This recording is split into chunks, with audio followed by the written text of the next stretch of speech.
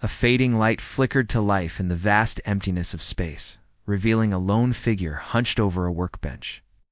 His gnarled hands, like ancient roots, clutched a wrench as his cloudy eyes reflected the soft glow of a holographic display before him. Around him lay scattered tools and half-assembled machines in various states of disrepair. This was the workshop of Geppetto, an aging engineer nearing the twilight of his years. But Geppetto wasn't just any engineer. He was a pioneer in the dark art of creating artificial life, a field that had sprung up in the wake of the Great War when millions of children were lost. The war had devastated the human race, leaving it on the brink of extinction. And with it, the birth rate plummeted to an all-time low. To counter this, scientists and engineers turned their talents to creating androids, artificial life forms designed to replace the children that no longer populated the Earth. Geppetto, unlike many of his colleagues, didn't focus on creating efficient killing machines or tireless workers.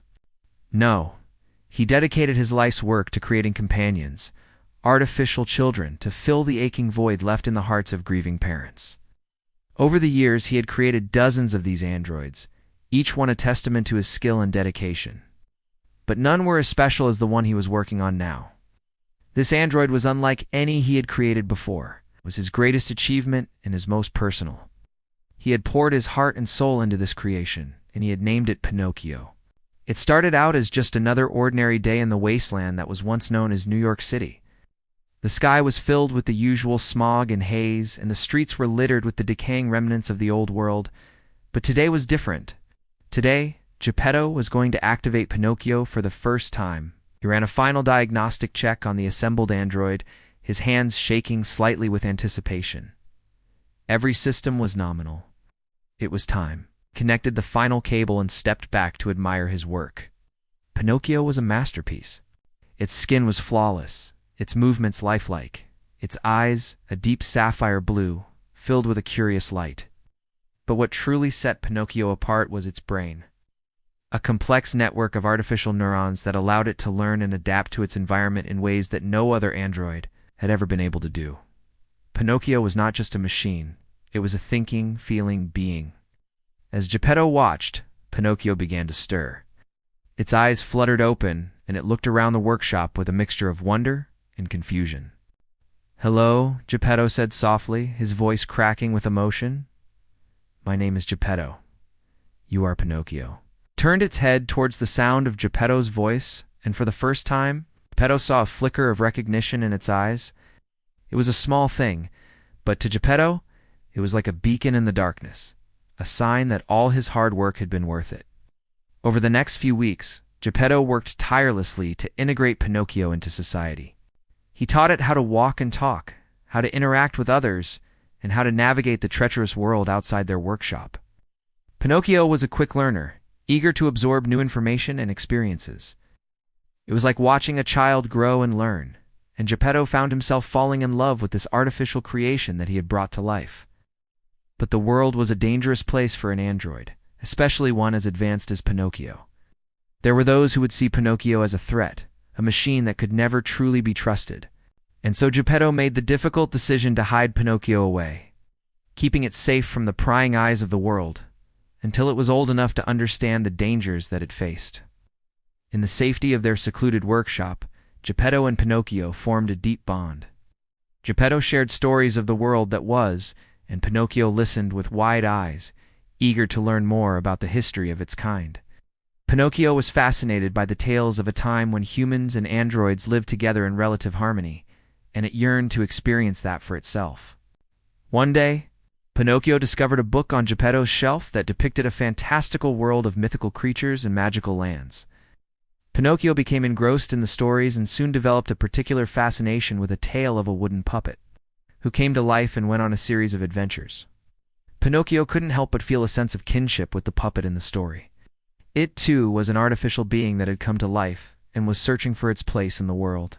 Fueled by its desire to learn more about this world, Pinocchio convinced Geppetto to let it venture beyond the safety of their workshop to seek out the answers it craved.